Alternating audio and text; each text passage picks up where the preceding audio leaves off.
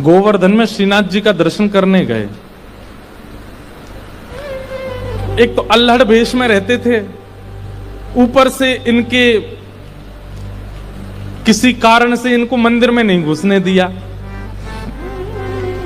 और जैसे ये मंदिर में घुसने लगे तो लोगों ने इनको धक्का दे दिया। कहां घुसे चले जा रहे हो, यहां पर विजातियों का प्रवेश नहीं है और तुम्हारे जैसों का तो बिल्कुल प्रवेश नहीं है।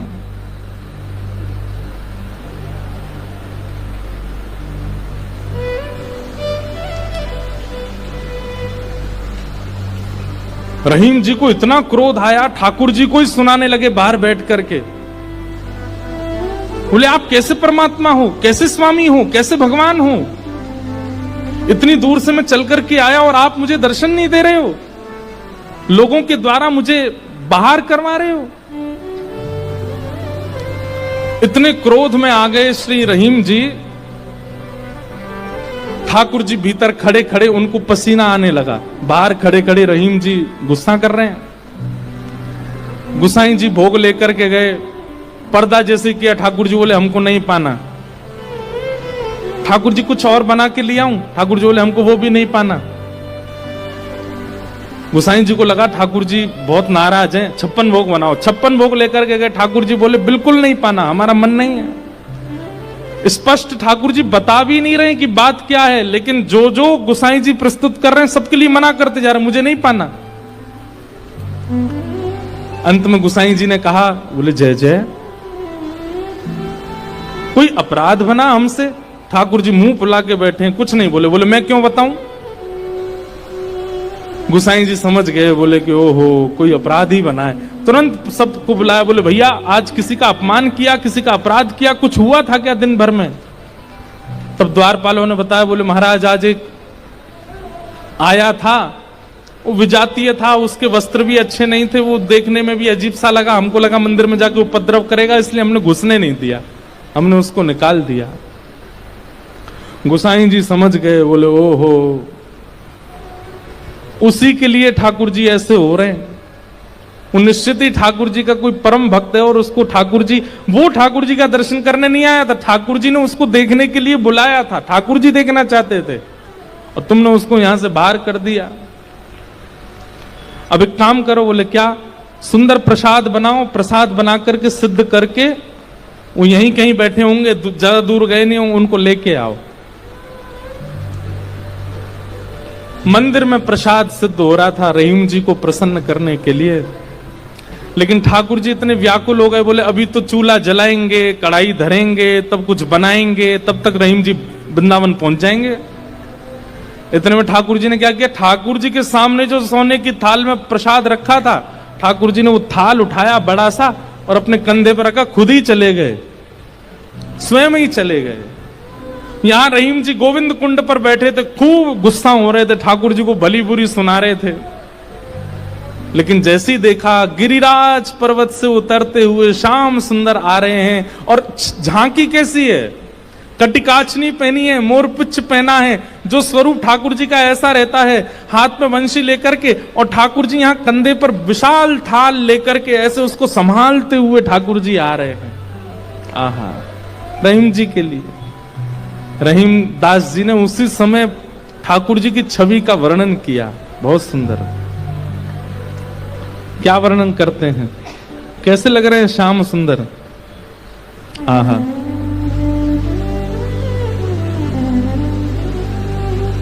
काछे काछिनी कलली कर पीत पिछोरी साल की, बंक तिलक के सर को कीन्हो दुति मानो विदुबाल की। ओ छवि आवन मोहन लाल की, छवि आवन मोहन लाल की, छवि आवन मोहन लाल की, छवि आवन मोहन लाल। हाँ, काछ काछ निकलित मुरली कर पीत पिछोरी साल की, बंक तिलक के सर को कीन्हो, दुति मानो विदुबाल की, हो छवि आवन मोहन। अरे मोय कोई वेद ध्वनि ब्रज में सुनावे तो मेरे कान इतने रीझे ना आए, लेकिन कोई प्रेम आसक्त है करके मुंह को घोरी घोरी गारी सुनावे सो मैं तो वह के सामने प्रकट है जाऊं।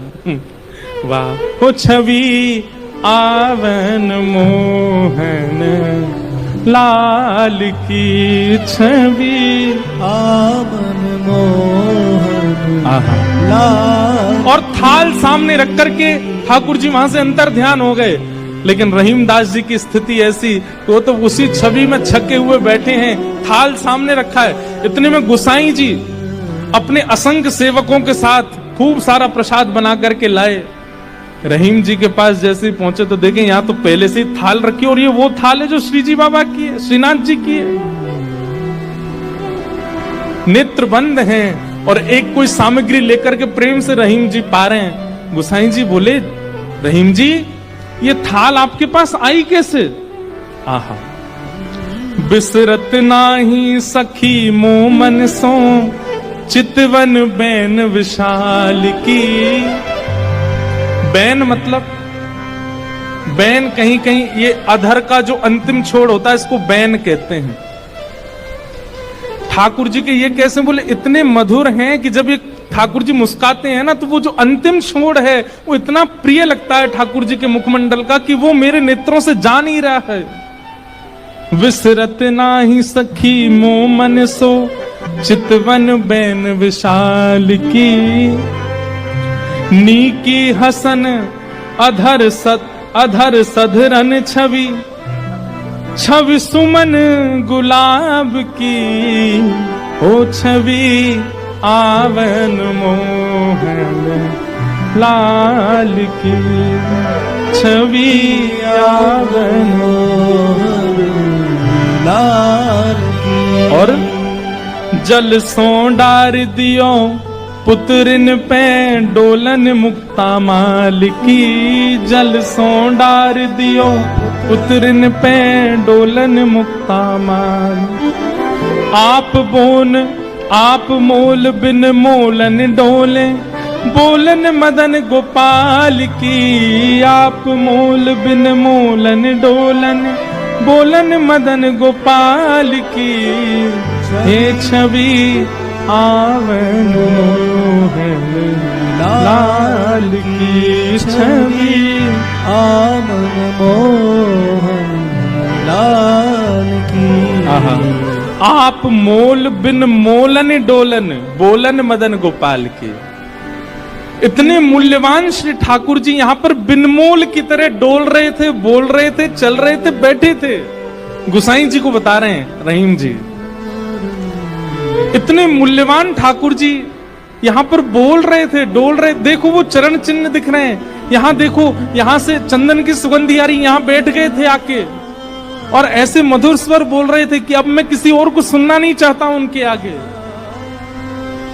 अरे यह स्वरूप निरखे सोई जाने, अरे जिसने वो स्वरूप देखा होगा, यह स्वरूप निरखे सोई जाने, यही रहीम के हाल की।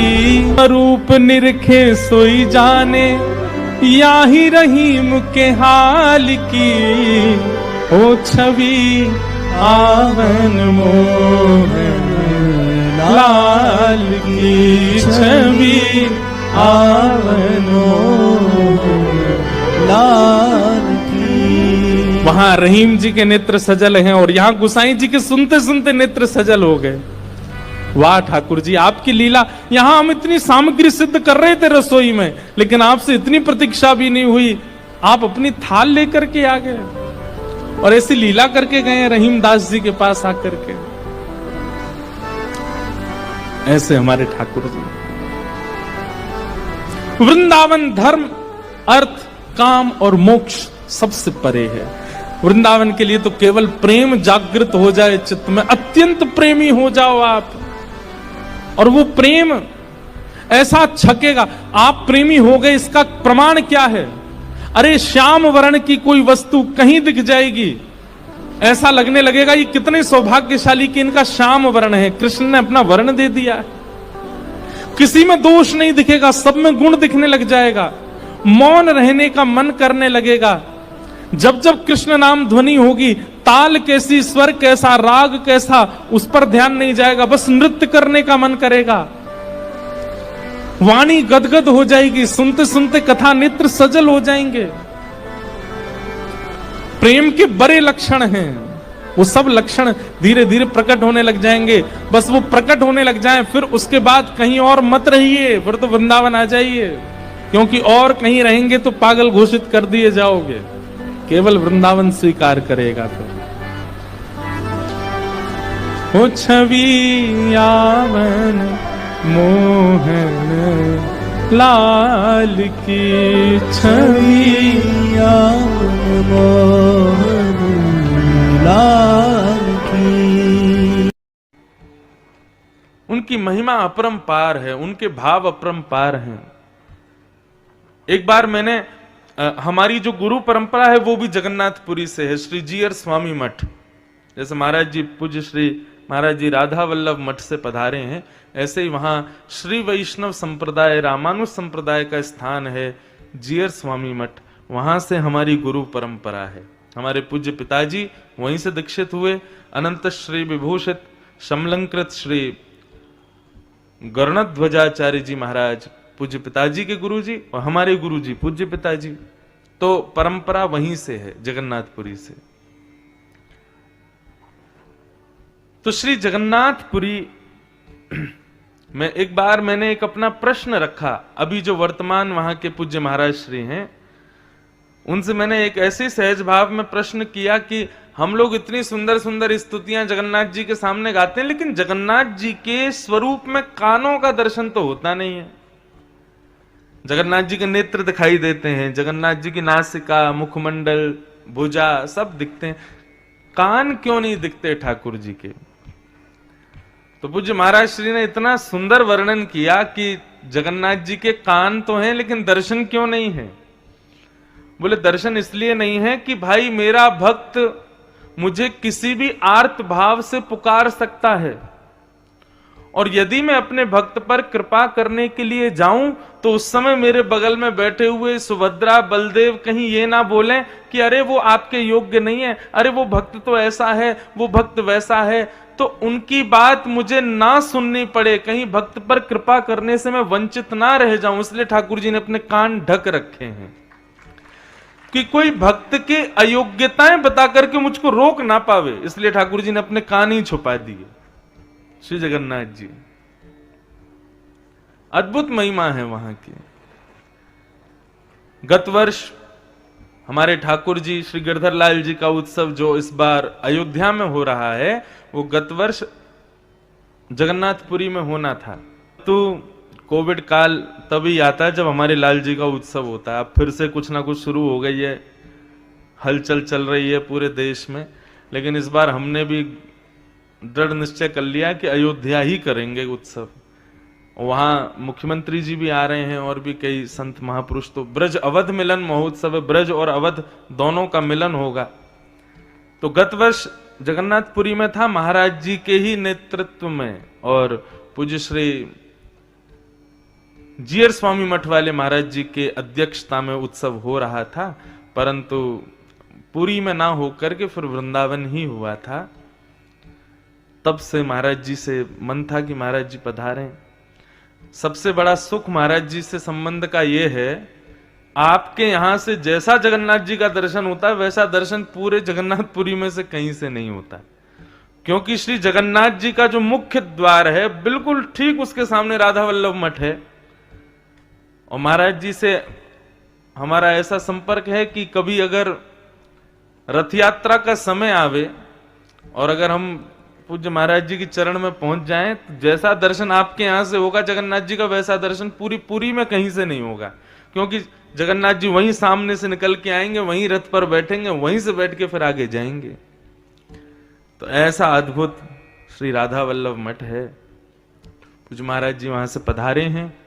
कथा क्रम में हम लोग प्रवेश करें उससे पूर्व महाराज जी से निवेदन है, भले ही संकेतात्मक रूप से जगन्नाथ जी का थोड़ा साक्षात्कार हम लोगों को अपने भाव से करावें, जगन्नाथ जी का कोई भाव बतावें, या जगन्नाथ जी की कोई लीला बतावें, या जगन्नाथ जी का कोई स्वरूप का ही थोड़े शब्दों में वर्णन कर दें, ताकि आज जगन्नाथ जी के रूप को अपने हृदय में धारण करके हम कथा में प्रवेश करें। महाराज जी पधारें, आपको भी फिर निकलना है, तो भाव है कि आप श्री अपने भाव कुछ कह दें, श्री जगन्नाथ जी को यहाँ विराजमान करा दें, फिर हम कथा में प्रवेश करेंगे। पूज्य महाराज जी के श्री चरणों में बारंबार प्रणाम। श्री जगन्नाथ जगन्नाथ जगन्नाथ रक्षमाम, महाबाहो महाबाहो महाबाहो पाहि माम। जय जगन्नाथ।